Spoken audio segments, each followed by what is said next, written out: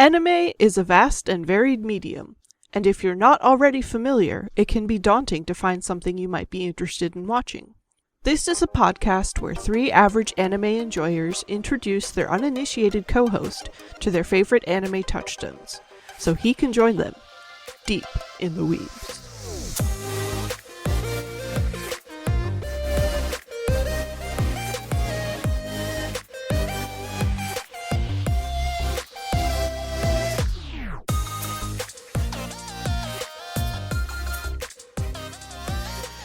This week we watched Mushi-Shi. The manga series was written and illustrated by Yuki Urushibara from 1999 to 2008. The tankōbon volumes were localized in North America from 2007 to 2010 and adapted into an anime series by Artland in 2005.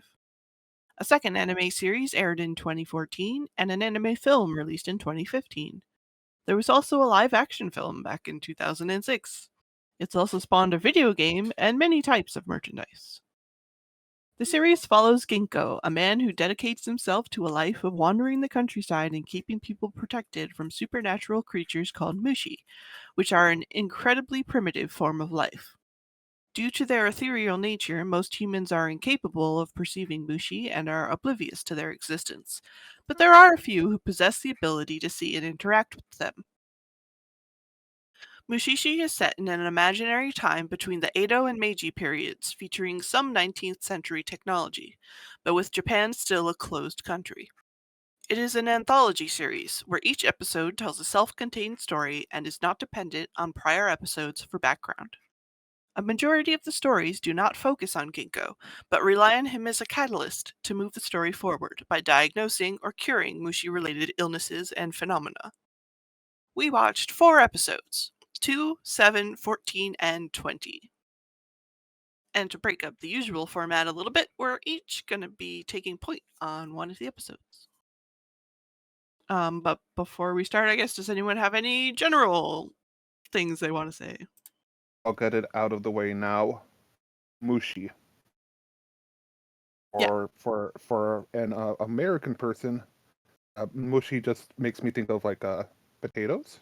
I thought you were going to say mushy peas. I just imagine taking a cat's face in my hands and just going mushy, mushy, mushy. And then being the master of Mushi, the Mushi master, if you will. So here's my question. I get where Mushi comes from in the title. Where does she come from in the title? Wasn't the Mushi-Shi like the person who knows? Is that what it was? I admit I watched this dub, so I'm sure I missed something. I actually did a split, half dubbed, half subbed, to see if there was any difference. Yeah, I mean, I always just assumed it was like a title thing, because that's like what they are. They are Mushi-Shi. That it's like someone who deals with Mushi. Okay. I just didn't know what she stood for after Mushi, so that's why I was wondering. Yeah. Now I know.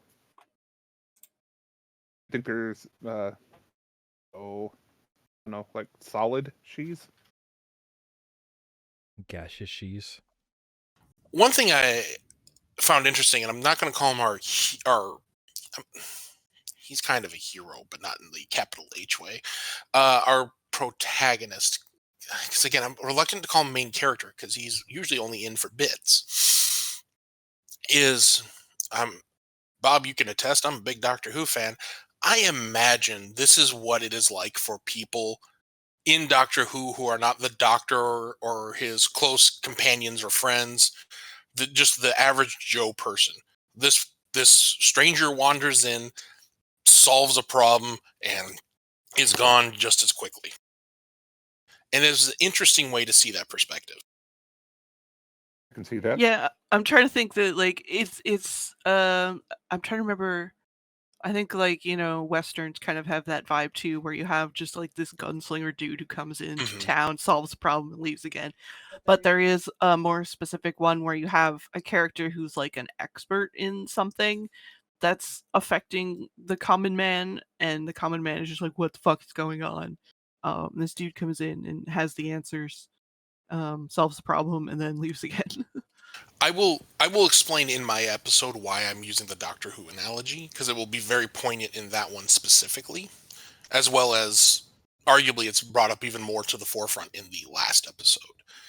But I feel like it kind of needs to be addressed because there's a reason. Because I agree, yeah, gunslinger rolls into town, solves a problem, but it's kind of spoiler, kind of how the problem is solved is why I make the more Doctor Who comparison.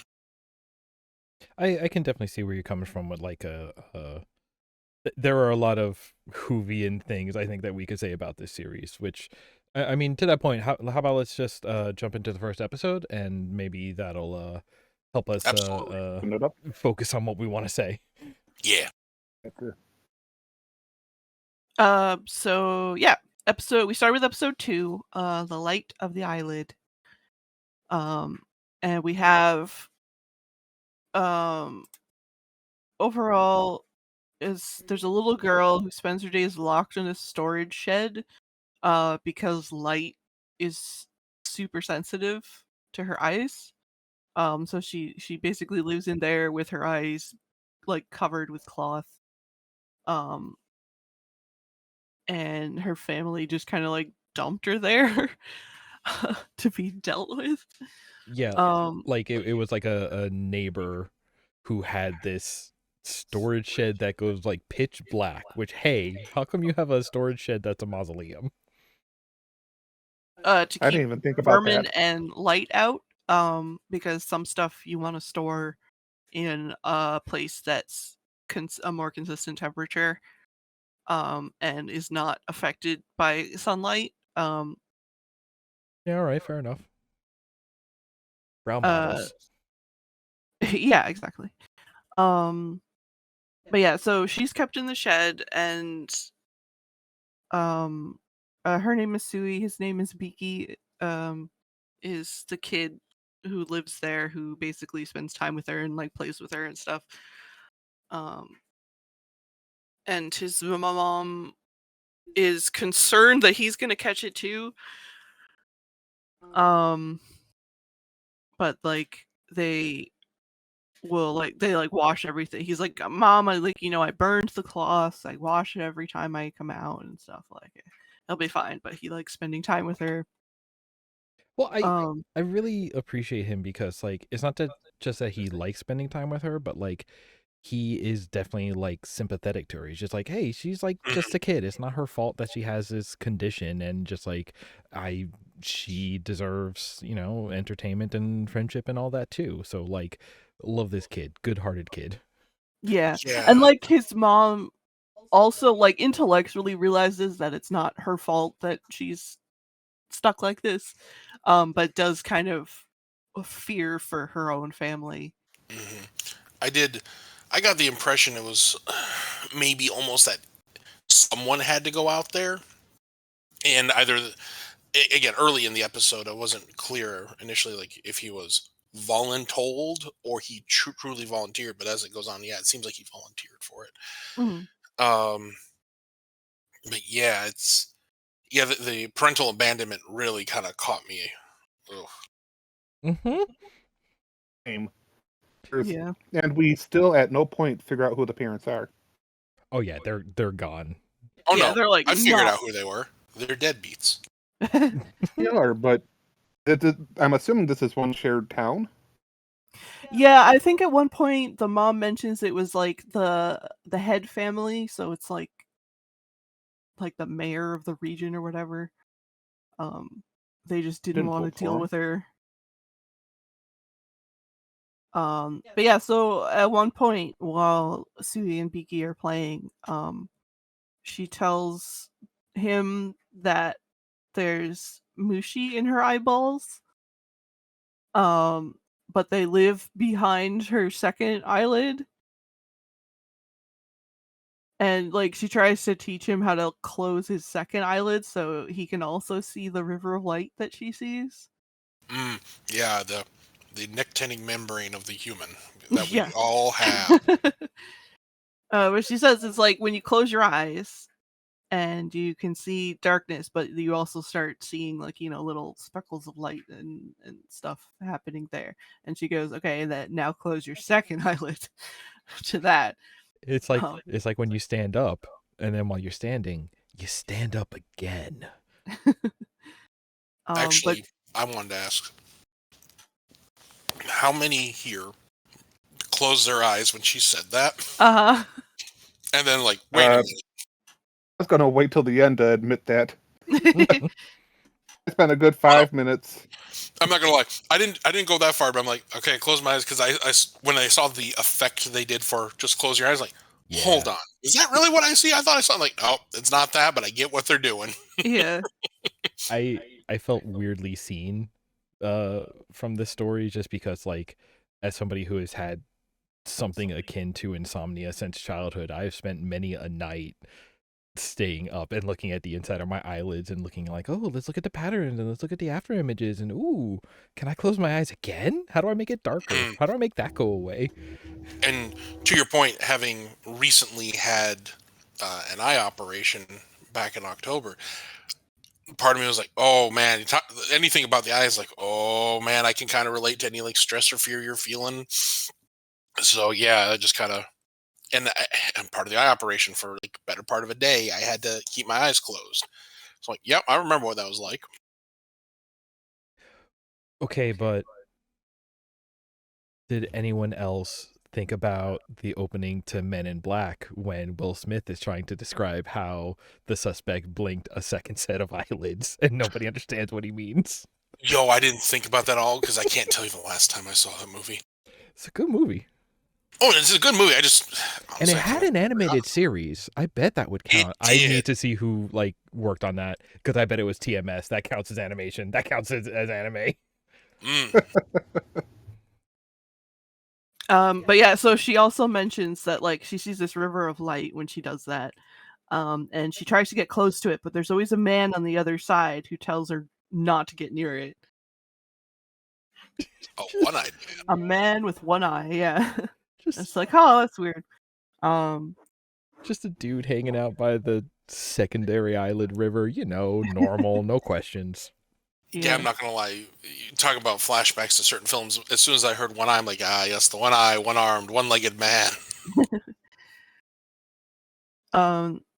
So later in the episode, of course,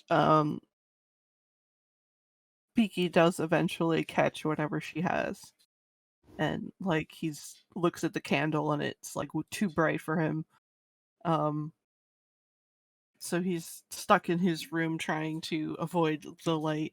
So in the morning when his mom comes to get him, she finds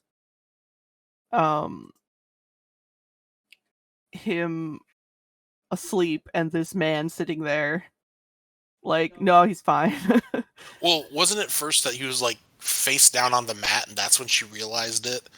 Because I remember she did like this whole yeah, thing. because then she takes Sui's food out and is like, Beaky caught it, and like, I'm mad at you for that, but I know it's not your fault, but it also just sucks. Well, you are now the object of my blame. Yeah. Well, no, because she says like an even worse thing. She's like, listen, I listened to Beaky, and he says like, he's right. It's not your fault. It's not like you chose to do this. It's my fault for letting my family get close to you. Close the door. Yeah. She's like, oh, you're the worst. Yeah, I'm like, okay. So everyone's parents in this village just outright suck. They do. But yeah, when she comes back from that, she finds him and Ginkgo there, being like, it's okay, I gave him some medicine, he should be fine. And he's like, hey, yeah, I came about because I heard this rumor about a girl living in your storehouse. The real These are normal statements. Well, like, okay, to kind of translate to the American side a little bit, I think at one point, as a child, you hear, the joke or the cruel aphorism of like, oh, you're the kid that your parents kept in the basement or in the attic. It's like, yeah, I hear you got a kid locked in your attic, and it's like, actually, you're right this time. This is a world of Mushi, so maybe this is normal. Sort of. They don't usually like interact with humans too much, and when they do, it's a very like it gets interpreted in a very like supernatural kind of way. Like there are stories about weird things that happen, but it's very much like fairy tale, folktale vibes to this whole series, which I really like. And I actually also really appreciate the way that, like, in that same kind of fairy tale way, like, this whole first episode is so obviously like, oh, this is an era when people didn't understand, you know, anything about medicine, trying to explain why somebody might, you know, gain photosensitivity and basically go blind and all of that. It's just like, oh yeah, no, I totally see how you know, this is both like the fairy tale that explains that which is still unexplainable. Yeah, and speaking just to the locking them away, in that kind of era where medicine is nowhere near advanced as it was now, I mean, the first analog I originally thought of was like, yeah, they would do this to someone with a rare disease. I mean, leprosy came to mind. Mm-hmm. So it's like, yeah, if someone's sick and we don't understand it, quarantine. Yeah, the burning of the bandages and washing the hands, and it's just like, okay, you don't understand that you're trying to do a medicine, but you are trying to do a medicine here. Good job. Yeah, you're doing one part of the medicine. We just got to get that rest in there. Mm-hmm. You do still think it's demon, so we'll work on that. But good job starting medicine and balancing those good humors. Oh wait, does that mean Ginkgo is sort of a good humor man? There you go. You got exactly where I was going with that. I'm gonna go lie down. It's me too. So Ginkgo explains to Biki about the Mushi, and how they breed in darkness. So keeping her in the storehouse is actually making it worse. But since his eye thing like just started, it was easier to deal with because it was just like one. But it was very early, stage 1. Yeah. So he waits for night to go check out Sui's situation, and finds out it's pretty bad. Her situation's got pretty bad. The darkness has eaten her eyeballs. It wasn't the lack of eyeballs that got me. I'm gonna spoil a little bit. It's the next part, yeah. Oh yeah, I'm like. In fact, I will just tell you right now to borrow from a certain group. Vomit. But yeah, so he waits for nightfall and uses the moon to draw out the Mushi from her eyeballs. So you get this like girl with voids for eyes and this like silver goo that just like floods out of her eyeballs. Or her eye holes, rather. I'm going to apologize in advance. My note specifically was when the moon hit, when the Mushi ate Sui's eyes like a big pizza pie. That's the Mushi. That was my note. So Ginkgo manages to find the like one centipede like worm, tapeworm like thing in the midst of all this, and then tells her to close her eyes, and the goop kind of like settles and goes away, and so he's standing there holding the worm, and then he crushes it, and that does he crush it or throw it on the ground? He holds it. It kind of just collapses. Yeah, he like crushes it in his hand. I think it's like because he has pulled it out of all of the eye water. It like basically he just holds it there long enough that it dehydrates and turns crumbles. into ash. Yeah. Mm-hmm. So he's killed it, but unfortunately her eyeballs are gone. So he helps her by... Oh yeah, earlier when Biki woke up and he saw Ginkgo because his hair hangs down over one eye, he was like, "Oh, one-eyed man!" But then he turned his head enough that he could see he had two eyes. But at this point, Ginkgo pulls out one of his eyes, and it turns out it's a glass eye. And he injects it with some of the slime stuff. Yeah, I thought it was like the Mushi itself, but like I guess it was trapped in the glass eye.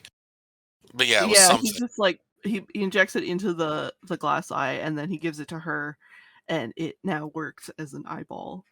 Speaking from a lack of medical perspective, can one just simply inject a needle into a glass eye? Is that how that I works? don't know.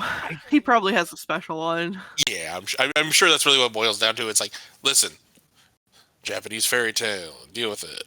But it's just like that was the first thing. Like, I don't think that's how that works. So yeah, we get a happy ending. Biki's fine. Sui can now be out in the light and live a semi-normal life. And everything's good and happy. Yay! And she has like the most colorful. It's a yukata, right? Yeah. But like the most colorful one to just be like, oh, she is going to enjoy her colorful life now. Yeah. Yeah. Oh yeah. Because I'm not gonna lie, the not being able to see thing. Oh, that's like one of my top 3 fears, or like things that worry me in life. It's like, don't lose the vision. So like, oh, it achieved like maximum skin crawl from me. But I will say too, yo, before, I know we're kind of touching on it early, the opening and endings of this are delightfully chill. Yeah, we'll get to the music, I guess. Yeah, I just for our first episode, it's just a thing I noticed. I'm like, these are really nice. See, as soon as the episode started, my note is Sleepy Time Tea-ass opening song. Mm-hmm. I do have more to say about them, but just like, these are really nice. These are just okay. So yeah, I'm the one who put this one on the list. I really like the show because it is a super like mellow, chill, just little stories you can take in bite size. You can watch any episode. They're not in any particular order. They don't have like a through line, so you're not missing anything out by watching something from later if you want to. And yeah, it's just really cool, beautiful imagery of Japanese countryside. Mm-hmm. And people living their lives. Bleeding black water from their eyes. Yeah. Yeah, I was gonna say every time I wipe sleep from my eyes now, I'm just gonna think of that for the next like 5 or 6 days. But yeah, I chose to start with this episode instead of the first one because I felt like his like explanation of the Mushi and stuff was a better like introduction to the world, if that makes sense. I think it also worked really well, just like in the lead up to the Mushi, because like I was saying earlier, like a lot of this episode, it could just be like, hey, this is going to end with this dude shows up and he does just know some medicine. Like that's how he heals Biki. It's like he's like, yeah, I just gave him some medicine because it's early enough. It's just like, oh, okay, he's just doing doctor stuff. And then there's the sudden turnaround of like, all right, let's go out under the moon. And then you get the eye water and the crushing worms and some. Yeah, like he's kind of like he's basically like a natural doctor, but specifically for Mushi. But also, like, it's kind of like a monster fighting thing because you have to know how to like get rid of them, and stuff. He's a cool character. It's like old world knowledge. Yeah. He's like if Blackjack was The Witcher. Yeah. So you ready for my one of my analyses? I would say would fit right now for this, especially considering this is a fantasy. You remember how in Magus Bride, Elias's kind of side hustle was just making medicine for the locals, holistic medicine? This is what I imagine, like all the downtime between the story arcs is just for him and Chisei, is just, going around making medicine, maybe dealing with, the Fae issues going on in a very kind of like real kind of passive, non-aggressive manner, because it kind of had that vibe for me on that. I actually totally got the Magus Bride flashback as well, but to go back to one of my notes from that episode, I was just like, oh right, like the whole thing, like as much as you can say, oh, Alias doesn't spend a lot of time around human, like he does have the church over there asking him to go on errands a bunch, and it is kind of like this. It's just like no, you have to go ask him and drag him out to come fix this stuff. True. Whereas Ginkgo is over here just being like, yeah, I was bored. I wanted to see something messed up, and I heard you had a girl in a shed. Oh, it's not about I ghosts? almost Okay, imagine, excuse like, me. this is Chisei's part of their medicine job, to go out, talk to the people, and I imagine part of her future is just like, yeah, I'm just wandering around and there's these problems I can solve now. Okay, cool. Have a good day. Yeah, that's one thing I like about Ginkgo is his life is basically just kind of like following rumors and wandering around the countryside and just helping people out when he crosses their paths. There's a oh, what is that show with the talking motorcycle? Heat Vision and Jack. Show with the talking motorcycle. I'm just gonna go with Heat Vision and Jack, but like, yeah, the show where it's like it's kind of like a travel log show. Like it is there's a lot of shows like of this genre of like our quote unquote main character is just wandering through the land, and it's just, hey, what interesting story do they run into each week? Kino's Journey? Yes, but I'm sticking with his Heat Vision and Jack. Okay. No, I'm just like, that's the only one with like a person and a motorcycle that are traveling specifically in anime that I could think of. Yeah. Or what's the other one where there's like, after the apocalypse, a robot runs a cafe? Isn't there also a traveling bike in that? Yeah, that's one of those. Thanks to Beej, I'm aware of that. I know what you're talking about. I can't. I actually knew about that one before Beej mentioned it. I was like, oh, I know that one. Something about shopping, I seem to recall, was the title. Yeah. Magical Shopping Arcade Abenobashi. It's not that. Yeah. No, it's not that one. But it could be. Okay, now you're just saying words, and I'm going to assume they're real. But anyway, memories of anime aside. Yokohama Shopping Log. There it is. See, I thought that at first, but I didn't want to say anything. I believe you. But yeah, are we good to move into our next episode here? Was it this episode where he did the explanation of the Mushi tree basically down his arm? No. Or was that the later one? Okay.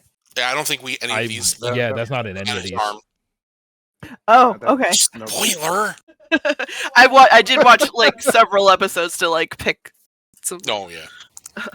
Believe me, I get you. All right. Well, secret spoiler information aside, let's move into episode 7, Raindrops and Rainbows. And Bob, you're going to lead the charge on this one? I am. This one, I think of the 4, this one was my favorite. We were introduced to a rainstorm, some people sitting underneath it, and the quote-unquote main character of this particular story, Koro, sees his fellow friend there talking about the rain, and they see a rainbow, and that's when you realize that Koro really has a thing for rainbows. He explains how his father always chased rainbows all the time, because his father swore that he touched a rainbow one time, which we see in a flashback that he actually does find the source of a rainbow. And he's telling his friend this, and his friend's like, whatever, I'm going to move on. Pan over, and oh, there's Ginkgo. And it's at that point I realized, oh, Ginkgo's in every episode. I didn't realize that he was going to be shared plot device. The boy is here. And Ginkgo's like, oh, that sounds like one of those Mushi. And I giggle again because Mushi's just one of those words. He's like, I'll go with you and we're going to find this one. He explains that with this particular Mushi, doesn't have to appear around storms, but it tries to mimic that. And its colors are reversed. Carl's like, sure, whatever, you can come with me. And Ginkgo's like, I will.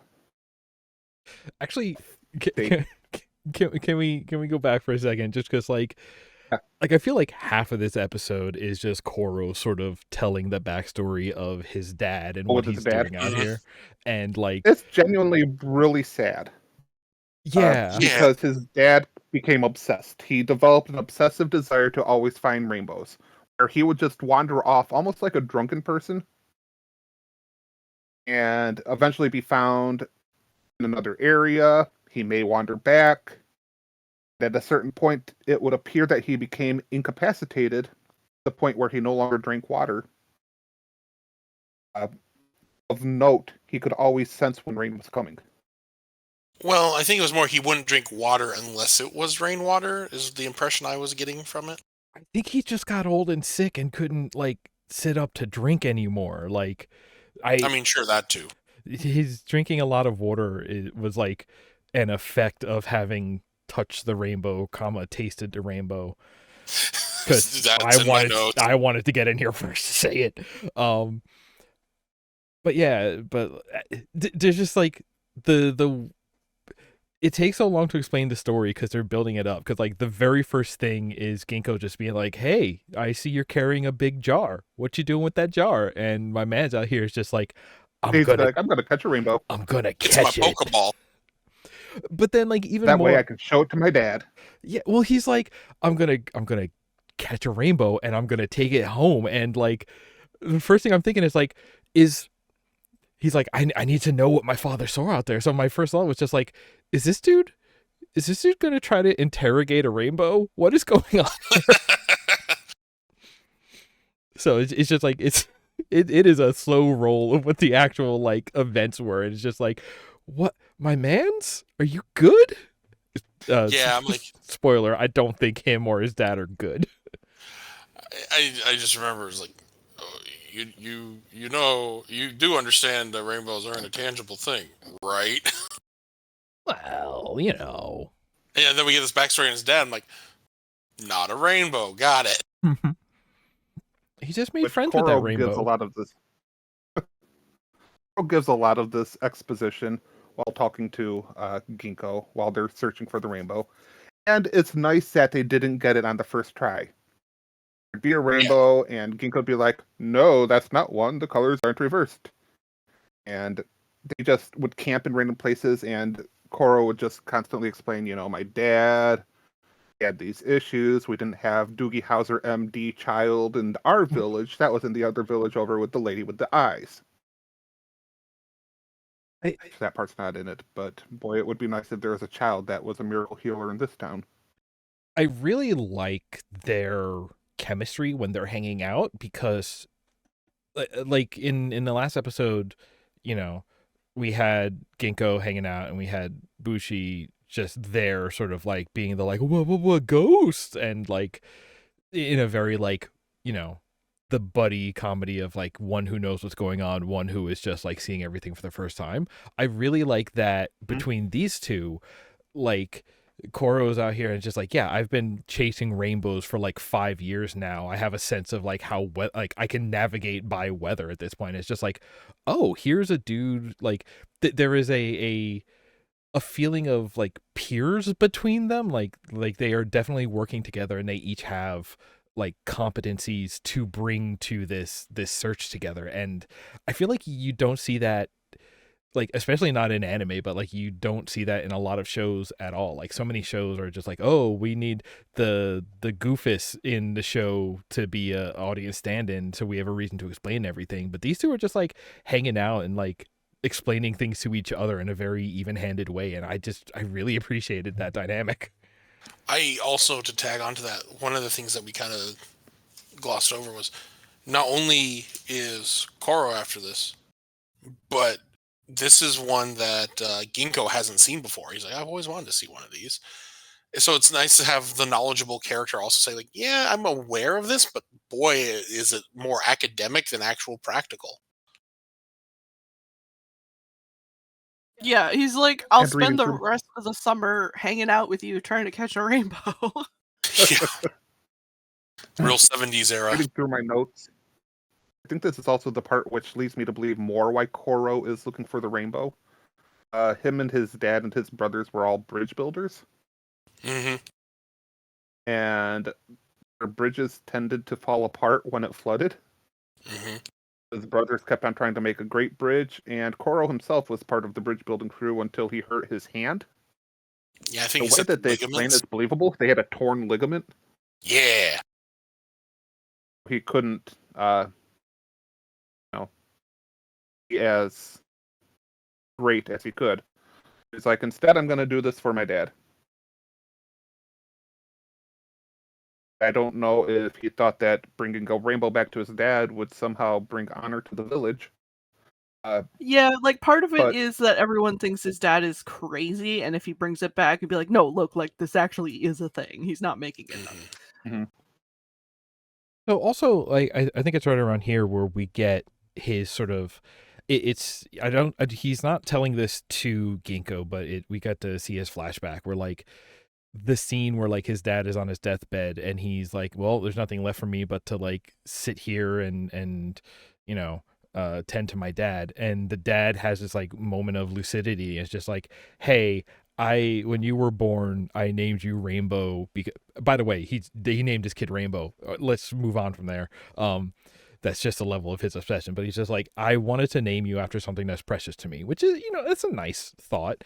But then he's also like, but also like my obsession with Rainbow has obviously had a negative impact on you. And like, he offers the kid a new name, and that's a hell of a move. And that is like that this episode like had good emotional hits on me. I don't know what was going on. Yeah, like because he's like, not only did I name you Rainbow, boy, did all the other kids and probably adults tease you for it. And so I'm trying to make up for this thing I did as a result of my obsession. And yeah, I'm like, oh man. But like, did anyone else get the read that like giving the kid a new name to use was also the dad kind of giving permission or maybe even suggesting that the kid run away and basically start a new life? I don't know about run away, Run but away. try and it's definitely kind of cut ties with that part. To kind of have like an attempt at a clean or fresh start and to not be tied into this rainbow obsession. Yeah, which like that's that was just such like a it was not obtuse in its delivery of like all of the implications of that moment, but there was a lot going on in that one short scene. Yeah, there are many reasons that one kind of resonated for me, and it's just like, oh, but yeah, that the father trying to just like, here, you are free of this, or can be free of this, is like his attempt at his final gift was beautiful in its own way. Yeah, let me make things up to you by cutting you free of me. Oof. Oof. Good. The following morning, it had rained the night before, I believe, or it was going to rain because they had to find an area that actually was going to rain. Koro wakes up and he looks up in the sky and there's a rainbow. And he actually recognizes that the color's inverted. So he takes off, letting Ginkgo know, hey, it's that thing you're looking for, the Mushi. The Coda. So they go running off to it. I'm sorry? Oh, I was just throwing the name out there, the Coda. They go running after it. Koro got there first, and he's so excited because his father was telling the truth. He can finally bring it home to his father. And putting myself in his spot, I would probably do the same thing, thinking it really is beautiful. It's just sparkling. I really appreciate the way that they do the art for glowing things. It really does look attractive. I'd want to touch it too. Koro reaches out, he goes in, and everything is white, and it's, beautiful, but he shouldn't be there, which is what Ginkgo recognizes. And Ginkgo, being somehow immune, can reach in there and pull Koro out. And he's like, with this particular Mushi, you don't want to be in there because it could kill you. Well, yeah, they also identify it after pulling him out. It's like, this is not what I thought it was. It's a different kind of Mushi. Specifically, it is a kind of mushi called a nagaremono, which means flowing things. And it's a type of mushi that's created when koki, which is the life force that mushi are made of, combines with natural phenomena. Like that's right, because I started giggling thinking, yes, the volcano. No, it's just a mushi. You'll be fine. The tornado? Nope. Mushi. And that would be horrible. Because it's still a real rainbow, even if it's not a rainbow, I think. Yeah, well, anyway. I really like that they draw the distinction, even if they don't do much more with it than just like, oh, that's an element of this story, moving on, and like that's fine. But like the distinction between like there is like things with wills that can be sort of like malevolent or, you know, sort of animalistic in nature, like the eye worms were. Gross, I said it out loud. But this is something that is just like, hey, this is kind of like accidental life. This is something that counts as life, It is a but thing. yeah, but it's like it's not necessarily set, like it's almost like the plant life version of ghosts, where like if ghosts are animals, this is the plant of ghosts, you know? Honestly, I see it as this thing is not evil. It just is. I was kind of harkening Doesn't back have even malevolence. to my Native American ancestry. It's like, this is the natural world. Some things are not as easily identifiable as wolf, bear. It is a thing, and it has a nature, and sometimes it's friendly, sometimes it doesn't care, and sometimes you really want to go the other direction. And I appreciate that. And part of the reason I appreciate Japanese culture is like, that recognition of the natural world. Seeing the rainbow and knowing that his father was not crazy, Koro feels satisfied and is fine to return to the village. I don't really get that Ginkgo stayed with him too long. He just goes along. But he does find out later that this river that kept tearing apart bridges somehow got a bridge that could survive all of the strength of the water that was behind it. Mm-hmm. They created think a was a nice happy swing ending. bridge, which is a thing that exists and is very good for places like that that get floodwaters. Yeah. That's the end of the story. I vaguely remember those kind of bridges from a drafting and design class I had in high school. But I was like, is this an actual particularly real bridge? I was kind of curious about that. I mean, it's a specific kind of bridge. I don't think it's like a specific one in Japan that they're referencing or anything. Okay. Yeah, like type of bridge reel, I was writing the specific location. So yeah, I figured it's like, honestly, could be 50-50 at this point. But I figured if anyone would know, it would have been you. Yeah, I really like this episode just because there's a lot of emotion in it. Yeah. Mhm. Like I don't know why, but like that little coda on the story of being like, oh yeah, and I heard that there's this bridge now that it can withstand the river because it, you know, he designed something that can flow with it instead of trying to fight it. And for some reason that like brought me to the edge of tears, and I'm like, it's a bridge. Why is this happening? Damn you, show. You did something here. It's literally a bridge over troubled water. Uh-huh. I mean, I thought it was either that or he was going to be something like, oh, I have learned from the rainbow. I'm going to go build a rainbow bridge. Like, for a minute, I thought that was where it was going to end up. Although, I did. Oh no, go ahead. At the like after Ginkgo's done giving his, you know, Breakfast Club ending to the story, we see like the you know, one of these flipped rainbows just sort of like stretching across the sky, and then it like flattens out and turns into like a ribbon, and I'm like, oh, it's a road. It's a rainbow road. This is the backstory to Mario Kart. I was actually thinking, rainbow dragon. That's just where my mind went. It's flowing like a serpent into the sky, therefore rainbow dragon. Yo, they should make a rainbow road track that's also a dragon. Yes.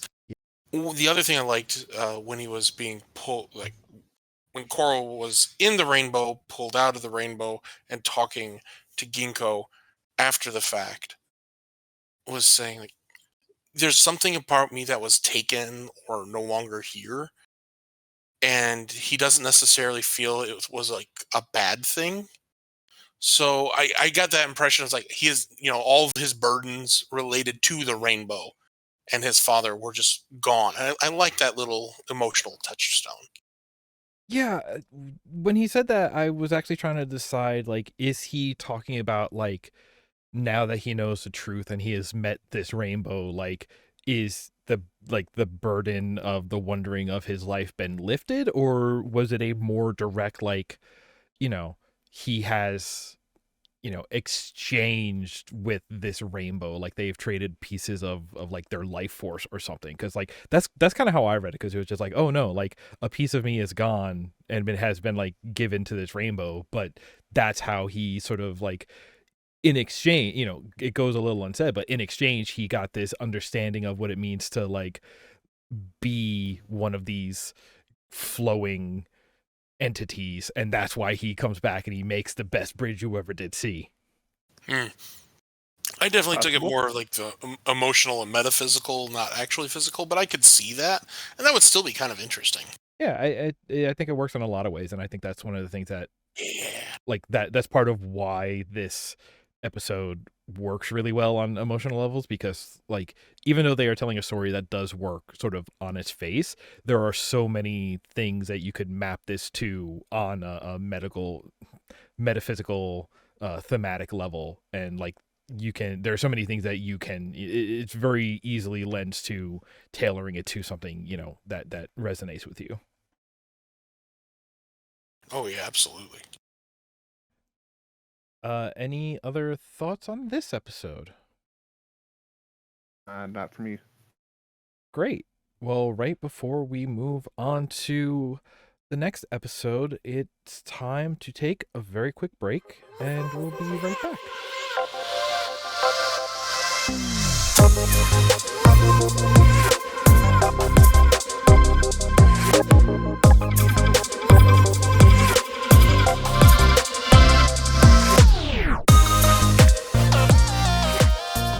And we're back from break, and I'll be taking over now for episode 3, which is of our watch, which is episode 14 of the series, Inside the Cage. This episode starts, we see a man inside a bamboo forest, and quickly in short order, Ginkgo comes in, and in short order, the two interact, and we learn the man in the forest has been there for 3 years. That he came there and met a woman and her daughter, and for whatever reason at this point couldn't leave, but the mother passed away and he married the daughter. He had been a child at the time, so they grew up together, so forth, and that's where we are now. Ginkgo spends some time traveling through this bamboo forest with the gentleman whose name is Kisuke, telling him, like, yeah, you're not going to be getting out. I've tried. A lot of people have tried. No one gets out. Ginkgo gets out real quick. It's like I was thinking the whole episode is going to be like him just trying to get out. Like, no, we cut to the chase on that one. He's out. Yeah, as soon as he leaves the guy behind. Yeah, I don't even think we were 5 minutes in the episode. But when he gets out, he makes it to this nearby village where we learn Kisuke is from, or had been from, and they tell of a story of a man who is trapped in the forest by a monster. And then we get, as I like to type it up in my notes, white bamboo lore, where there was a white bamboo tree in the middle of, is it a stalk or is it actually called just a tree? I'm always confused on that. I mean, is it, at some point it's a bamboo shoot, but is it still a shoot once it grows up, or is that just when it's like a bud? Shoots are just the small ones, I think. Okay. All right, then I have no idea. So let's I'm going to say bamboo. The life cycle of a bamboo. So, all right, we're learning. I'm going to say, for argument's sake, I'm going to call it a bamboo tree until we get definitive definition. But in the center of this forest is a white bamboo tree, and pretty much there are, I believe from Mercury, 4 others out there in the forest. And there's a story of a man who married a woman, and she kind of got a little close emotionally as well as physical proximity to the white bamboo tree in the center. And then all of a sudden, she's pregnant, has a baby, which is a little bamboo pod. Okay, can we... All right. Okay. Go on. First of all, is it just me, or does the white bamboo got a thick ass booty. It do. It's got a very very bowed shape. Bowed shape. It's a pear shape. Bottom. Yeah, it got a pear shape. It's wearing the apple bottom jeans, I guess. I don't know. This bamboo is one of Queen's fat bottom girls. Mm-hmm. It's thick bamboo. But like, my two notes in order were, damn, that white bamboo got a thick booty. Next note, that white bamboo fucks. And because that's just how the story goes, and I'm like, all right, okay, all right. The only real response I have to that is yes. In the most literal sense, which yeah, I don't want to think about what that was like coming out. I just don't want to know. Yeah, I know that was one of the thoughts. So bamboo are technically a type of grass.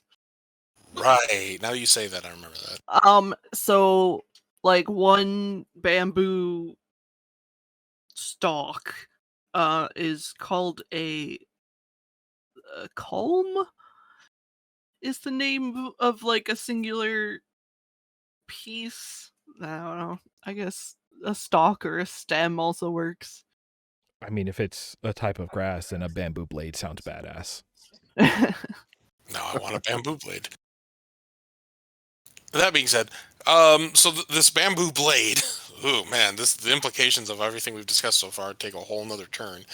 So anyway, the myth of this woman who had the bamboo baby, and you know, you can easily quickly infer it is the guy's wife, is Kisuke's wife, who we now know by the name of Setsu.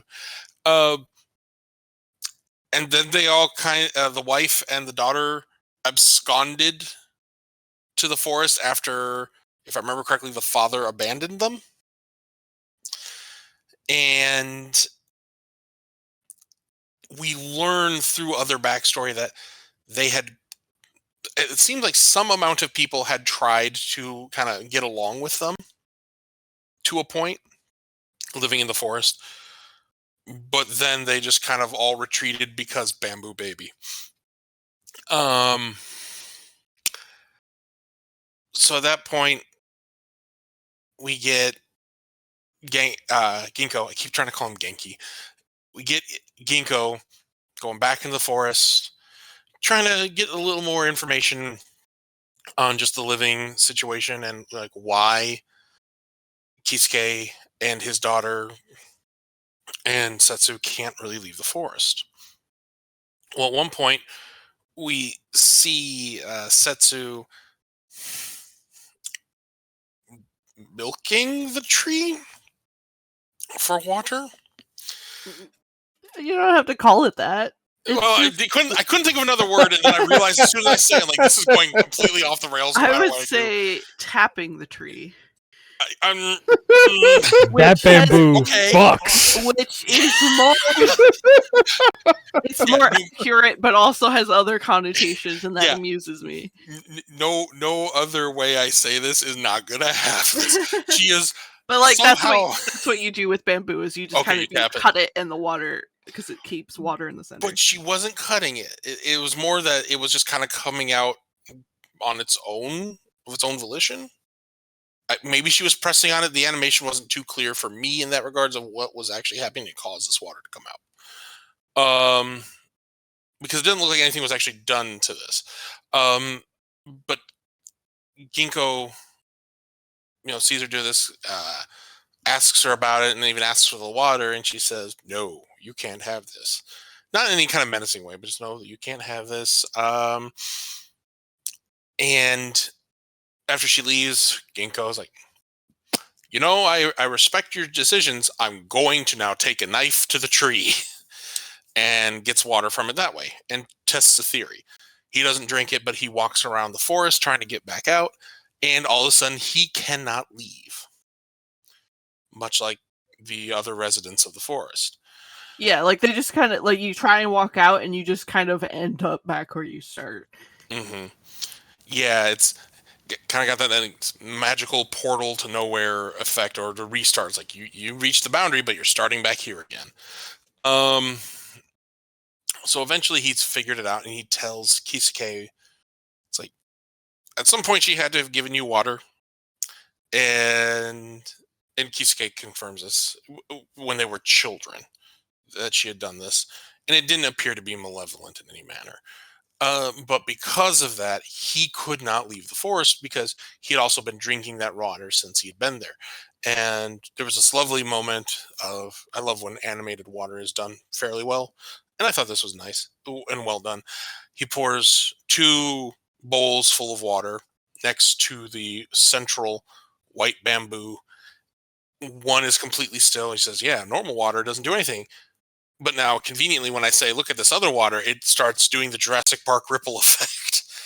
And it says, this is, my theory is, since all bamboo is connected underground and they all share nutrients together, this Mushi is tapped into the bamboo. And while it's taking from them, it's also giving back. And so it is all one organism. In the background, Setsu is listening in on this. And at one point, and this is where I can't remember the order of events clearly, so please help me out if you remember better than I do. I believe it is Setsu then approaches the tree while Ginkgo is there and says, yeah, I heard everything. He's like, yes, I'm aware. And oh no, she went there to cut it down and he followed her. That's what it was. Setsu went there to cut it down. She goes out on her own in the middle of the night. Yeah, she couldn't cut it down. That's what it was. And Ginkgo's like, yeah, it's kind of like the body trying to disobey the brain. It's not going to happen until she do. And then she just do it. What if she just did it though? And she got it right in the thickness. Ugh. Yeah, I know. You don't want to get into thickness. Well, and so she chops it down enough, and then I've never seen a tree crawl away before, but this sure did. Oh, I hated it. That was the worst thing. I was the worst. Oh yeah. I totally had flashbacks to the thing. I'm like, ugh, flesh tree. Especially because it's just like it falls like a normal tree, and then like you see some of the like the limbs, the segments, yeah, just like start to reach, and I'm like, is it about to like roll over or something? And then no, it just kind of like crawls away, and it's just like it snaps, and I recognize it as centipede, and I was like, that's the worst. I did not want to recognize it as centipede, but it's okay. Yeah, good, it's gone. Good. Yeah, I'm like, this was probably, besides the eye stuff, like the most jarring thing for me to make my skin crawl. But that aside, so at that point, Kisuke and the child try to leave the forest just to see what will happen. They go to the village, and his family in the village, and as well as the rest of the village, say, no, you don't exist to us. We can't have emotional ties and then lose you. To the forest again. Also, there's weird, freaky plant baby shit going on, and we don't want none of that. Yeah, you know, invasion of the body snatchers pod people kind of things are going on. We don't want that here in our town. And so Kisuke and the child go back to the forest, and that they live there with Setsu, and it seems happy. And then we get a Ginkgo who just says, well, I left, and then I came back 6 months later to see what happened. And we find out all the other white bamboo in the forest had gone the way of the dinosaur. It had just gone, extinct. And Kisuke is still there, but his wife and his child died without the Mushi being there. And that was honestly just genuinely heartbreaking to me. It's like, oh, you knew it was going to happen.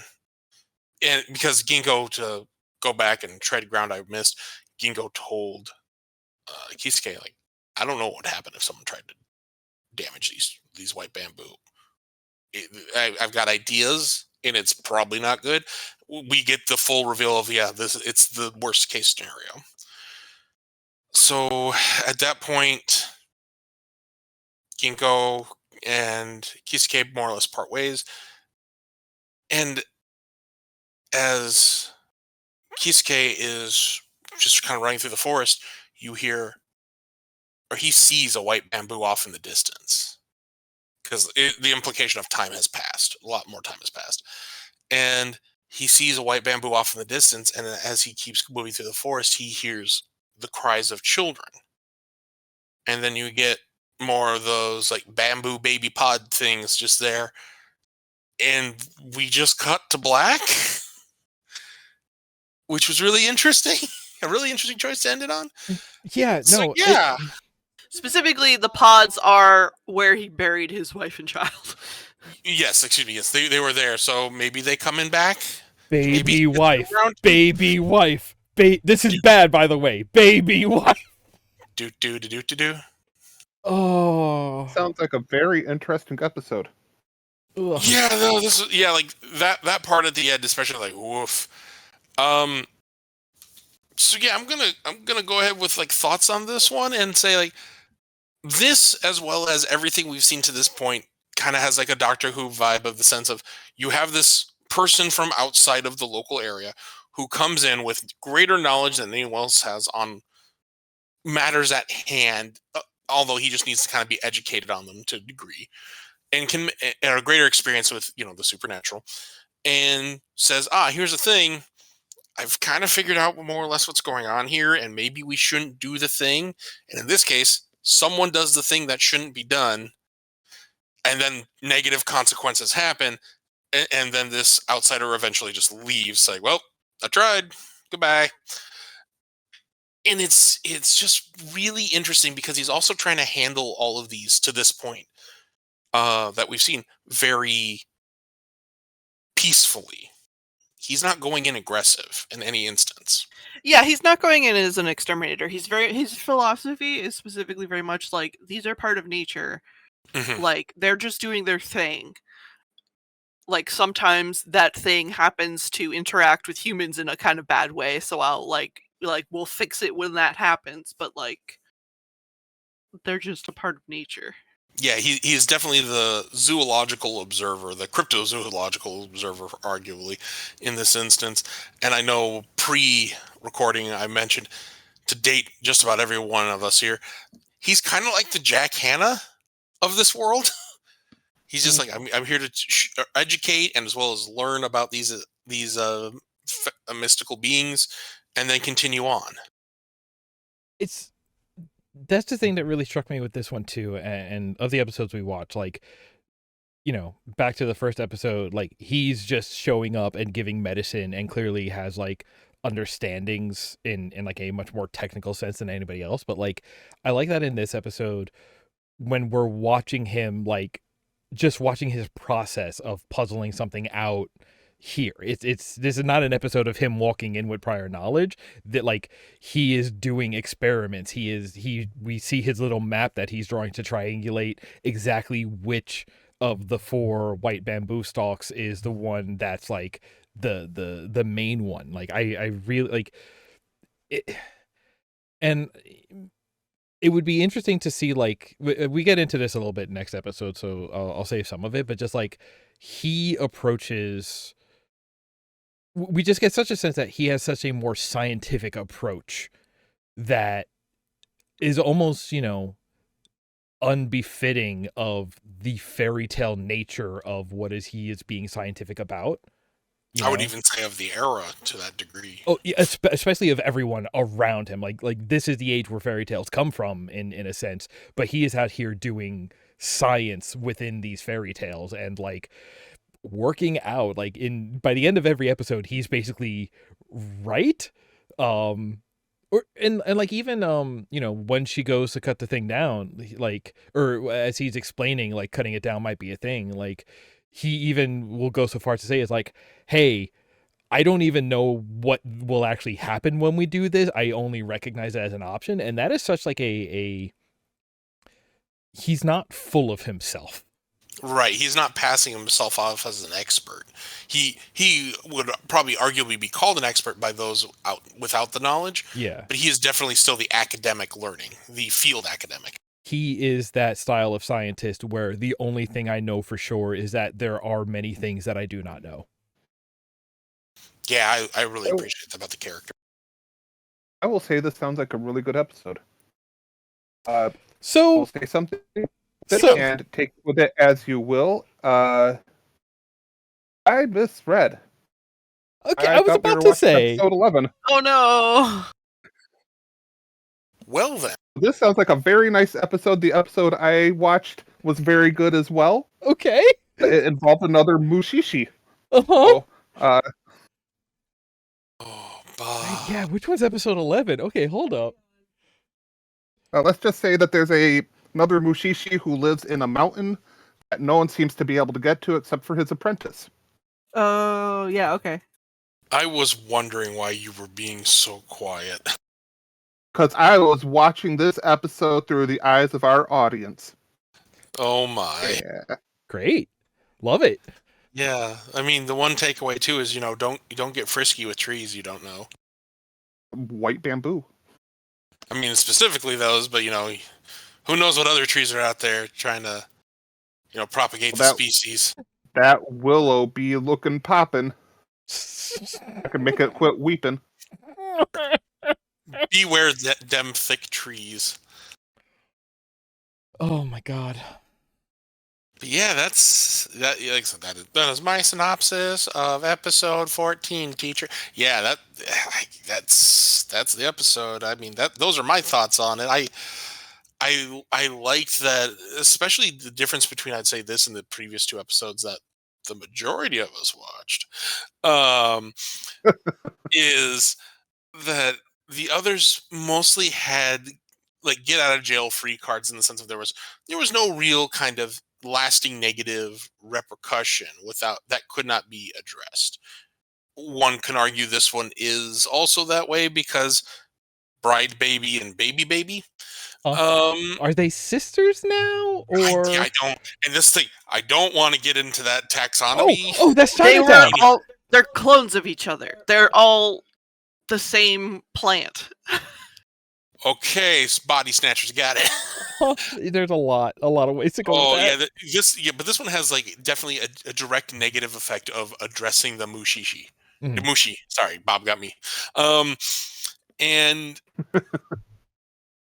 I found that very interesting because it's like, okay, we now have there can be negative consequences, and then there's definitely an indeterminate, outcome to be dealt with new baby clones.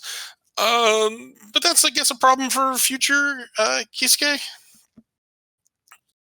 to deal with, as well as the village.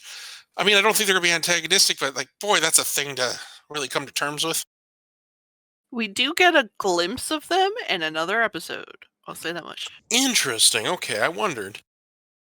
I wasn't going to count on him, but that's interesting to know. God, I hope he's not treating her like his wife. But okay, that leaves us with one episode, which I guess I'll be taking the helm for. Now, do I mean like the ship of a boat, or do I mean like a helmet? The Enterprise.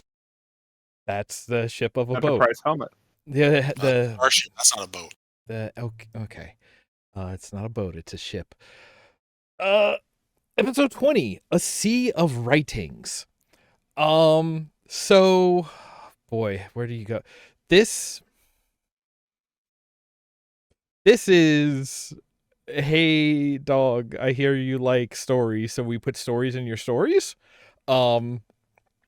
This episode opens up with Ginkgo arriving at this house, which is helmed. I'll just keep using that. Helmed by an old lady. It is basically like a cabin built on top of a grand archive with all of the like stories and techniques, and basically like it is the library of Mushi-Shi, of Mushi. The Mushi-Shi Library of Alexandria. Yeah. We'll get to that. I don't know what that is. And so like she kind of welcomes him in, and he's like, "Yeah, I'm back. Can I read today?" She's like, "Yes, if you don't smoke in here." It's like, "Of course." Like, "Okay, but give me your smokes." And so then he like takes out a scroll. He's reached like the new generation of reading, so he's been busy down here reading when he's not chasing rainbows.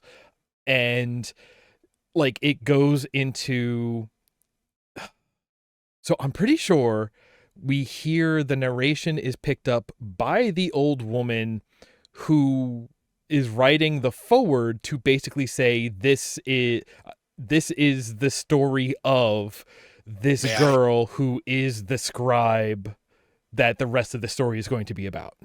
May I? Okay. This is the story of a girl. Oh, we already dealt with the crying one. This is a story of like 3 girls so far. 2. It's the story of a history of girls. Okay, so once we dive Inception like 2 or 3 layers deep, this is actually the story of a girl named Tanyu. And we start from when she is born. And a little backstory to her family is that once upon a time there was... Okay, there used to be Mushi and animals, and it was fine. And then sometimes animal would die, and then the Mushi would die. And then one day there was born a Mushi who was like, okay, but what if I made everything die? Was it that it was born, or I thought there was a calamity and then the Fire Nation attacked? You know what? I didn't play Tears of the Kingdom. So... Fair. Calamity Mushi. And the 4 horses. Horsemen? That's the word. No, just the horses. Sure. Yeah, no, the horse just carrying swords. It has to do with thumbs. How's it gonna... And basically, in order to deal with this Mushi that was a threat to all life, does that make it a god-level threat? Calling back? Basically, they pull Naruto, and they seal the Mushi inside of a person, inside of a lady, but that lady happens to be pregnant at the time, and so basically her bloodline now is everyone has it trapped inside of them. Almost most of every couple of generations, someone is born and they have the sign of having the Mushi sealed inside of them, which is late stage Mr. Deed's disease. Yeah. Which is just she's got a dead, like, coal black foot up to like the hip, and that's Tanyu. It's like, oh, we come back to her birth and she's like, oh, she's got the black leg. This one's gonna be a scribe. It's like, specifically, it's kind of obvious. Specifically, that first one that contained the Mushi, her entire body was black. So now we've gone down several generations, and less of the body is black. They're getting better. Right. That's better. I just like that. It's like the kid comes out and it's like, oh, this one's got a black leg. This is going to be a scribe. And to me, that reads very much like, oh, this 8-year-old has asthma. He's not going to be a basketball player. It feels like. I wasn't. It's one of those chicken or egg situations. Like, it's like, okay, got the leg and is a scribe. All right, got it. It's whichever way. So yes, basically, we then get again, we're still being told the story, but now the narration basically switches to Tanyu's perspective, and she's basically writing the story about her growing up with this destiny to be a scribe. Eventually, the same granny, old woman, who is herself a Mushi master. Every time I say that, it feels like a spin-off in like a Pokemon or Digimon kind of way. I need to be the Mushi master. She's a Mushi-Shi. To be fair, we did try to contain a rainbow in a relatively round object. That's true. That's the Pokeball for Snorlax's. For Snorlax's dad. Thank you. You're welcome. What? Okay, moving on.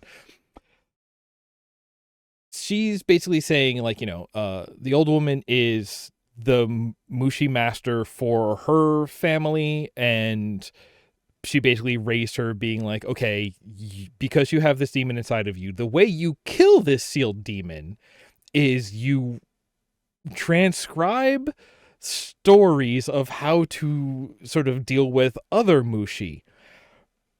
I don't know why that works, but that's simply how it works. So yes, like you were saying, like, the reason why she only has the leg when the original one had a full coal blackened body was because they've, generations have been transcribing and there's only this much of the demon left inside, something like that. And so, the granny is explaining this to her, and now she is recording it in a scroll that Ginkgo is reading, just to bring us back to reality for a hot second, just, come off for air. And then the story basically continues, like she is spending all of her years listening to stories from Granny and recording these, and it makes her leg hurt because recording these stories is killing this demon, and you just live with it. It's just like, oh, why can't I be a normal girl? And it's like, have you looked? And she's like, yeah, all right, I do want to kill evil Mushi that lives in my bloodline. All right, let's go. And she goes whole hog on it. And when Granny's out of story, they invite other Mushi masters to come in and start telling her their stories of how to deal with Mushi. And then she's like, every single story these other guys have about dealing with Mushi is about how to exterminate Mushi. And that makes her upset because, I don't know, she's a child and I don't, because she's a girl, so she doesn't want to kill everything? I don't know. They don't go into it. I mean, I don't necessarily always want to hear stories about how something was killed. Sometimes using one's brain is better than violence. That's also true. Equilibrium is also a good movie. They cut Tay Diggs' face off. This Face Off was also a good movie. Damn it! You made me break. Okay. And so she's kind of sick. It's like she's still doing it. She's still recording everything because that's just what you do. Until the day when a Mushi master shows up and wants to trade telling his story to be recorded for the sort of privilege to go down and read everything else in the archive. And she's like, oh, I'm tired of hearing stories about, killing Mushi. And he's like, all right, well, I guess if you don't want to hear about how these like Mushi and moles kind of live in a, natural harmony, and I don't have to tell him. She's like, all right, hold up. Let me get my pen. And that Mushi master's name was Ginkgo Biloba. And at this point, I just imagine that, 3 layers up, he's reading this scroll to himself in this dark candlelit basement. He just points at the scroll and goes, that's me. Because that's I did that. because that, double check my work, but that is not, he is reading a book that includes when he showed up and met the author of the book, right? Mm-hmm. Okay. Yeah, he's been working his way through the archives of like the previous generations of her family. Yeah. And I guess he's up to like the present day or whatever. Yeah, because when he arrived, he's like, yeah, I read all the old ones.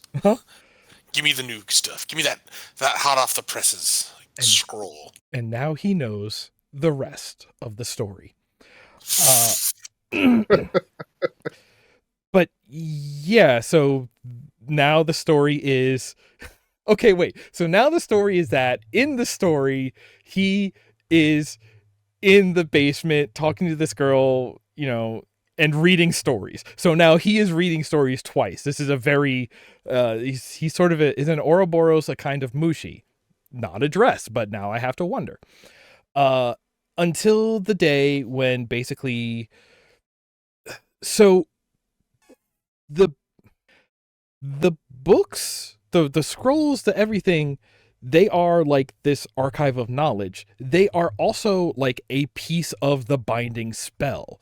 So I guess it's like as she's been writing it down and the sealed Mushi has been like leaving her body, it is being trapped in the writing. So like he's down there reading one day and bookworm Mushi begin hatching because you gotta store it in a air in a climate controlled place. You can let no moisture into a place like that. We worked in an archive building. It's a serious business. The Mushi equivalent to silverfish. Exactly. And this turns into all of the words start leaking out of all of the scrolls, and they are escaping. Like written sentences are skittering away.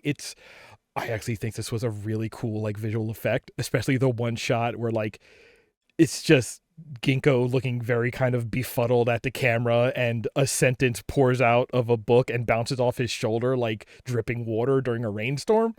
It's a nice effect. It was really good. But so he goes to Granny and is like, "Hey, Granny, the words are escaping." And then Granny goes to Tanyu and is like, "Hey, granddaughter, the words are escaping." And she's just like, "All right, I'm coming." May I? Sure. The words are leaping right off the page. Oh, that's true. It's because her brush is actually two brushes, and it's one has red ink and one has blue ink. So when you put the glasses on, and it's a whole thing. Amazing. So the words are escaping the basement, and they are like they're now running and scattering all over the walls of the room that the basement is connected to. And even Ginkgo's like, "Hey, this seems like a problem." And Tanyu is like, "Nah, it's cool. This is my sticky wall room." And I guess she's basically created a room where all of the walls are coated in like flypaper tar. And all the words get stuck there. All the sentences get stuck there. And she's like, "All right, let's fix this." And she like grabs some chopsticks, walks over to the wall, and just starts picking them off the wall and slapping them back onto pages. Like she's putting masking tape back on these scrolls and is like putting the words back on the page. Again, a really cool effect, but it's just like, and she's just like, "All right, this one is chapter 1 of book 1. This one's chapter 2 of book 1." And like, it's pulling them off in order and throwing them to Granny, who is slapping them back on the pages. And it's just like, I guess this happens a lot. They have a system for retrapping the words when the words escape. I loved the word flypaper Uh-huh. there. And I loved, too, that it's almost like, all the cats got out of the pen. Now we gotta herd the cats back. Uh-huh. The words Get are in there. just like, it's like when Granny comes up and her response is very much like, "All right, I'll go get the broom." It's just like, oh, like we're gonna start smacking the ceiling to get the raccoons out, you know? And then that's kind of it. Like Ginkgo just sort of watches them do this and it's like, "All right, cool." And okay, I forget exactly the order, but he's like, "And then this is how the girl surrounded by words lives her life. The end." And then it fades to black, and then it fades back up, and it's Ginkgo like has just finished telling this story of Tanyu dealing with the words to Tanyu, and now it's like okay, time for me to record this story that you just told me, starring you and me, that I was there for. So okay, fine. And she starts like the logic works out. I don't know if it's sane, but it works out.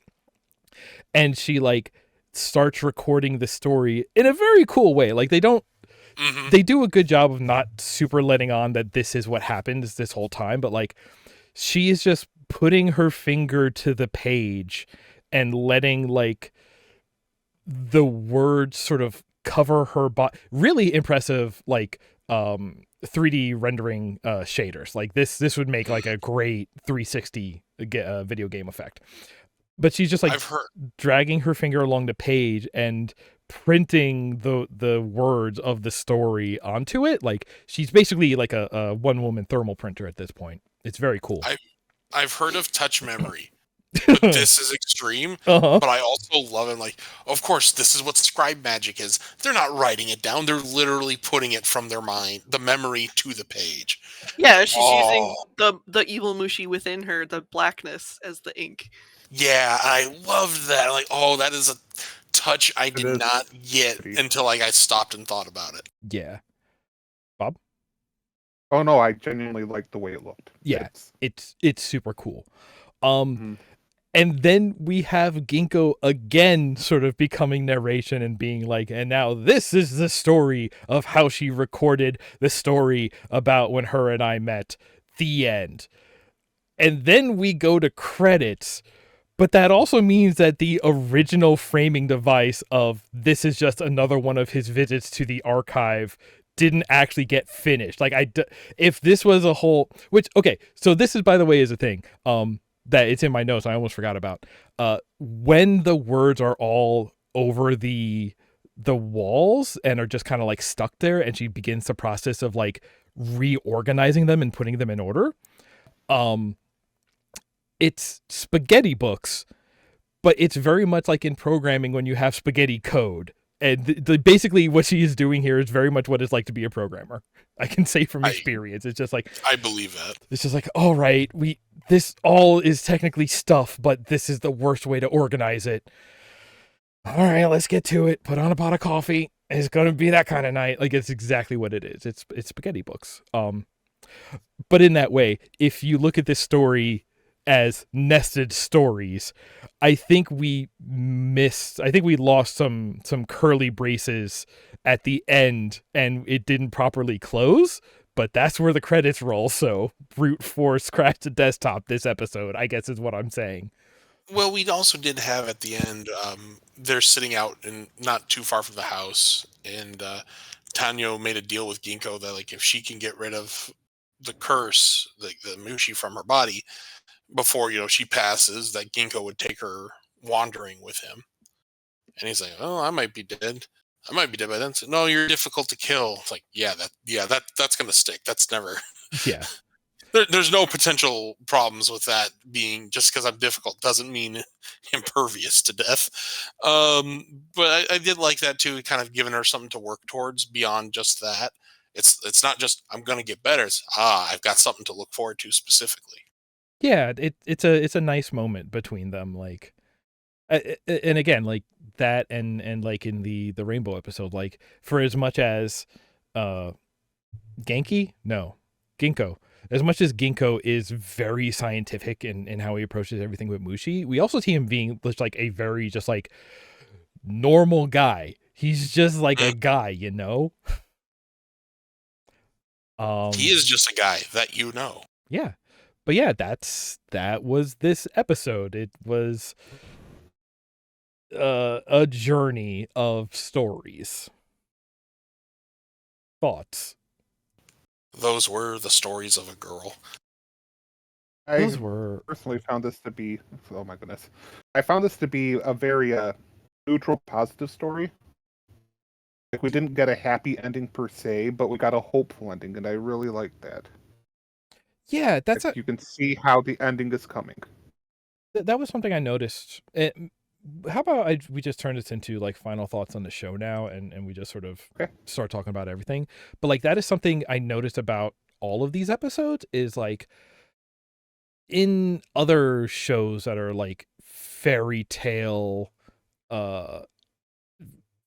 based stories like this, I feel like, since fairy tales were like morality tales that are just like, hey, don't go play out in the woods, like a lot of them end with bad ends for the characters, but like the scribe in the last one, like she's going through it, but she's still going, she's doing well, she has this hope.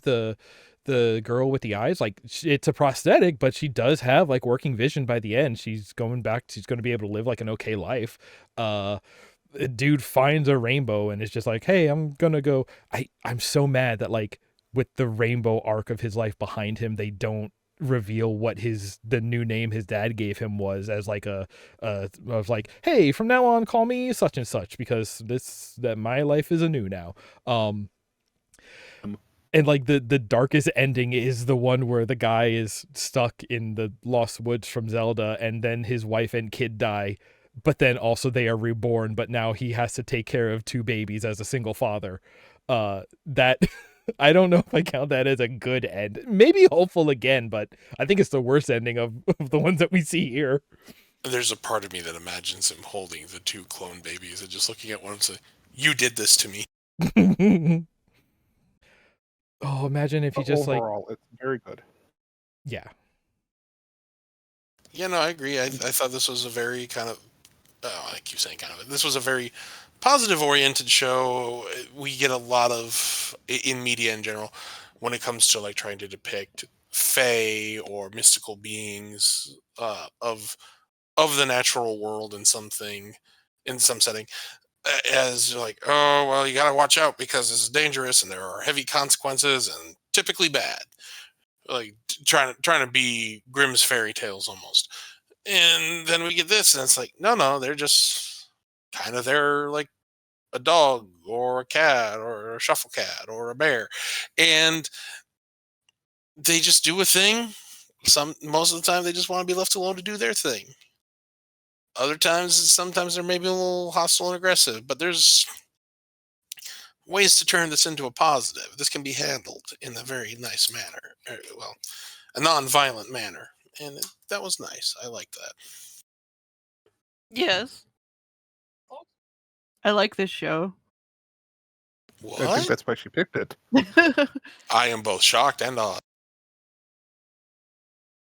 I don't really have much more to say than that. I just really like the show, and I'm glad you enjoy it.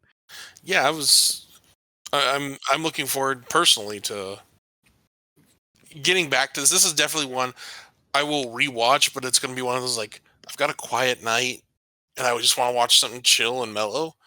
This is my like just vibes show to watch now. Yeah, this is also, like I said, like a good bite-sized one. Like you can just do an episode, and it's like a complete thing in itself. Yeah.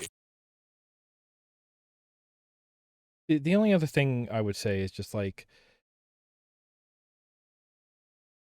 I love hanging out with Ginkgo, and the structure is really good. They did a really good job of like telling good self-contained stories.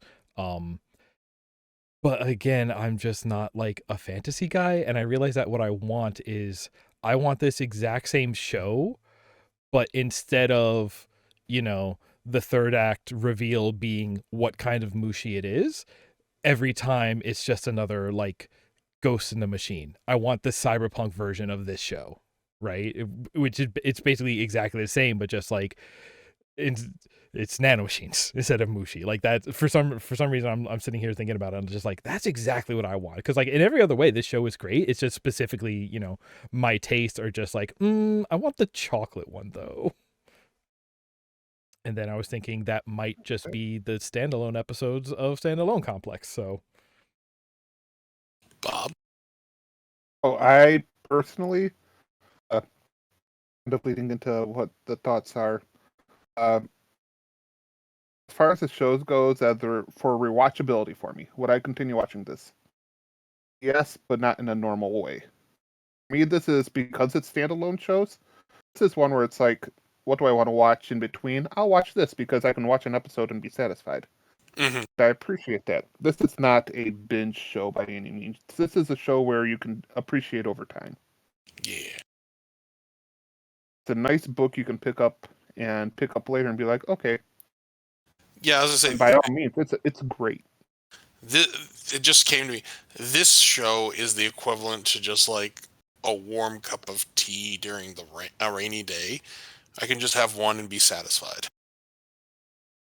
It is a really good thing. The art is great. Characters are lovely. But the episode I did watch is about if a Mushi-Shi may be misguided.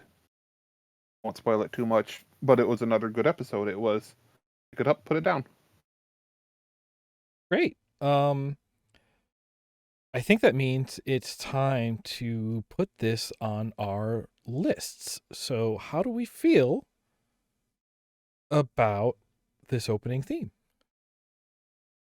I will let you guys go first. I will go next. Well, I know Nick kind of gave us a perspective on his thoughts, and I appreciate, as I said earlier, this being very mellow. But I'm gonna be honest too. I had to skip it after the first episode because as soon as it started to play, I would get very tired every time. I was like, okay, I'm ready to just lay down and take a nap. This is cool, and it's like it fits thematically with the show in the way of tone being gentle and mellow. But boy, does that not help me want to keep engaged with the show, because I just want to lay down and take a nap. For the audience's sake, you may actually be familiar with the song already. It's the Sore Feet song by Ali Care. And I'm assuming you enjoy it, Joe? Yeah, I mean, as the theme song, I like it. Like, it's not really a song that I would listen to for music's sake, but it definitely fits the vibe of the show. I don't know. Like, I watched this show today before recording. I have already completely forgotten this song. And like when I try to think of it, all I'm hearing is like one of those tracks that you hear over like a Facebook video compilation of life hacks. That is just what I hear. And like I don't mean this as like a dig, but for me it is just so like it does kind of fit the vibes of the show, but in a way that is in like it's just not memorable to me. Like I also started skipping it after the first time of listening to it through, because I'm just like, this is not enough. This song is fine, but it's not enough to chew on for and like scrolling through to skip it, like it goes on for kind of a while. Yeah, I was Hulu didn't give me an option to skip, so I had to constantly keep looking at the time. It was at least a minute and a half. Yeah, I think it was like a minute 10 or something. Yeah. And again, kind of like Nick, I'm not taking a dig at it. It's just when you put to chew on, like, yeah, it's not enough for me to start. If we're going to use the context of a meal, then to say chewing, yeah, this is not how you want to start that, because you want to keep me engaged. And this, like I said, it's too passive. And yeah, to your point as well about being forgettable, I couldn't tell you a single lyric from it now. But no, that would be to Nick. Yeah, that it had lyrics. Yeah, and that's it. I know it had lyrics that caught me off guard when it was in English. I'm like, hold on, what? And that's the okay. I was wondering about that, but it's that it had lyrics. They were in English, but I don't even think I would recognize this as being the theme to this show unless I was watching this show. And again, it's not. Yeah, like I said, it's not a dig. It's just one of those. This kind of just makes me think of something. You want an easy listening station. You put it on. This is what you're going to hear. I will say the first time I heard it, it was I was like, oh, it's weird 70s soft rock, or you know what I mean. That's what my mind went to. It's like you're listening to what your parents listen to on the radio. Not all parents, but it's just that Bob Denver or something like that. The platonic parent, yeah. And then the second episode came, and I started humming. And by the third episode, it was, I would walk 10,000 miles. And I started singing along with it. So just to be the anti-theme of everyone, I genuinely liked it. Sure. I sang along with it by the fourth episode. I'm glad you like it. I'm not saying I didn't like it. It just didn't do enough to stand out for me. Yeah, it's on I completely understand. It's in our road trip rotation, so like I know all the lyrics to it and stuff. Oh man, I couldn't drive with that on. I'm afraid I'd fall asleep behind the wheel. Just because it's so gentle. This is so the opposite of every single song on our list. It really is. That's very true. Like, I was thinking of our list, like, man, this is memorable on our list. It's a negative song. Because it's such a divergence from everything else we've had so far. Except for go ahead. What was the? I guess Ancient Magus's because that was the one with like the choir intro. Like it's not quite like that, but just in terms of like it's more folksy, like in a very different way, like kind of like parent rock, okay, I see where you're going, folk rock rather than folk choir or something. But Megas Pride definitely had like more of a Latin tint to it with some of the instruments, which again, different than almost everything else we've got on here. And I'll agree with you there. It's like they were both very different. Wait, am I thinking of that, or what was the theme song to Monster?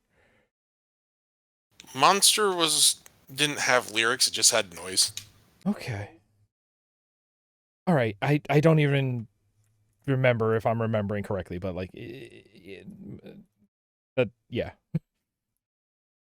That being said, I would put it at, since this is according to Bob, I would put is? it at 5. Really? Okay. Split up the Spy Families. Wow. I'm sorry, Spy Family and Carol and Tuesday. Between. Wow. Okay. It somehow got stuck in my head. It turned into an earworm that I couldn't get rid of, and the fact that I can sing along with it, Sure. which I couldn't do with 99% of the other songs. The only ones I really could sing along with are Big O. I think that's it. Yo, I get it, and totally valid. I just never would have guessed it would have been that high for you. Normally, I like something with a beat, something that's fast, something that's going to keep me awake, and I agree, this song is going to put you to sleep. And if it's not your flavor, that's definitely what it's going to do. But for me, it was so mellow, and I agree that it fits the theme of the show, so it gets me in a mellow mindset Mm-hmm. to be like, okay, I'm going to be watching a show where there's not too much action. It's very relaxing. Correct me if I'm wrong, Joe, but so far from what we've seen, or I've heard, there's not any action usually at the start of the episode. Yeah, no, all of the episodes are like this. This kind of builds the mindset of what you need to go in. True. And to be fair, I think to this song's credit, if you put anything with any more beat or tempo or emphasis of any kind to really upstep it, it would be too jarring for the show. And I don't know anything about anything as far as that episode's concerned, but for the boys, is White Bamboo Wife going to be an android waifu runner-up? No.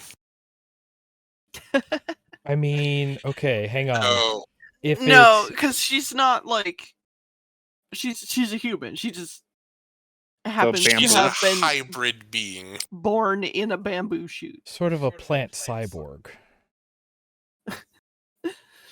Oh, we've already decided that androids and cyborgs are separate. Triad. That's true. Yeah, it is more of a triad situation. Or a mandrake kind of thing. Yeah. Listen, I'm just wondering, if she gets a little dehydrated and you put your hand on her shoulder or something, or you hold hands with her, lewd, do you walk away with splinters? No, that's not how bamboo works. But she's not just bamboo. Is it the human parts that become a splinter? Where are we going with this? I mean, bones. I got a splinter of your skin. Bones can fracture splinter. and shitter, yeah. So nails can do weird things. So I mean, I don't want a piece of that's Are her never had teeth dry. Hey, did the show have horses? no, I can't think of one. not that we saw. There might be horses in other episodes, but not these. Is a Mushi I not a can't kind think of of- horse? I mean, I'm sure there are Mushi horses. No, they are not. Hold on. Can you ride the rainbow dragon? No. No one has tried. We don't know. Dragon. Yeah, Bob, can you ride the mountain? No, unfortunately. Okay. Then no, there were no horses. There is another episode that I watched that I almost put on the list that involves bridges as well. You can ride a bridge. There's a bridge made out of Mushi that they walk across, but that's not really like riding Mushi exactly. To be fair, you're correct. You ride over a bridge. You don't ride the bridge itself. Unless it floats away in the river. That one's a real good spooky episode too. Ugh. I don't think there are any trains, planes, or automobiles that count as pussyfoot. No flying pussyfoots. What about the rainbow dragon? I was gonna say, does the rainbow count as a flying pussyfoot? No, you don't. Because you don't can't ride it. You don't know. It does have some You kind of couldn't ride the physical crash capability. satellite. Oh, that's You could ride the crash satellite. You know, I will deem the flying rainbow dragon as a flying pussyfoot, and Yeah. we'll put it at 2. Yeah. Right below flying pussyfoot, above the goat train car. It's a flying pussy rainbow. Nope. No, wait. Okay. Okay, well that only leaves one more piece of work. If I can say one thing about all of us here, is that I think we're a real piece of work. Brackets positive. You're not wrong. Hey, what are we I'm excited about the next one. The next one is also one that I put on the list. Oh yeah. Yeah, so the sandwich, right? Right. The last show left in our baggage tier, which I put the tagline as "Living well is the best revenge, but what if also revenge in space?" So next time we'll be watching Gankutsuo, which is the Count of Monte Cristo in space. Oh, so excited! Sounds interesting. I can't wait. Sandwich. I was saying, what kind of jelly do we get with this one? Ooh, hopefully raspberry. The only jelly will be that experienced by the people who don't get to watch along with us. Oh, I would have also accepted one of our enemies.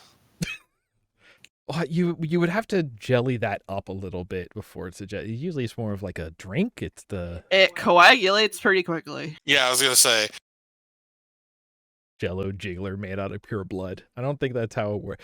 Anyway, thank you everyone for joining us today. We look forward to seeing you next time on the Count of Monte Cristo in space.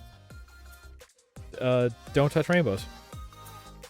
Or anything bright. it looks like you've got something in your eye.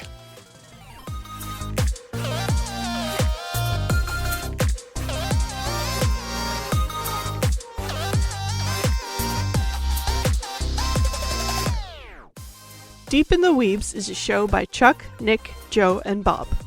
Our theme music is Kawaii Friends by C. Cotty 3. You can find our show on YouTube, or subscribe to the audio-only version on iTunes or wherever podcasts are served.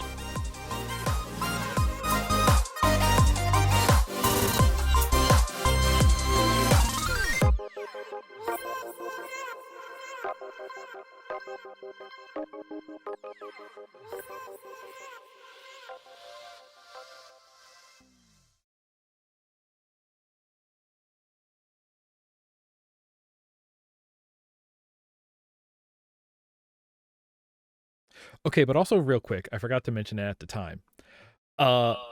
When Sue was like, "Hey, close your eyes, and then I'll help you close your second eyelids." Did anybody else feel like that was leading up to her just gouging his eyes out? I don't know about that specifically. I'm like, oh, that was when the bad things happen.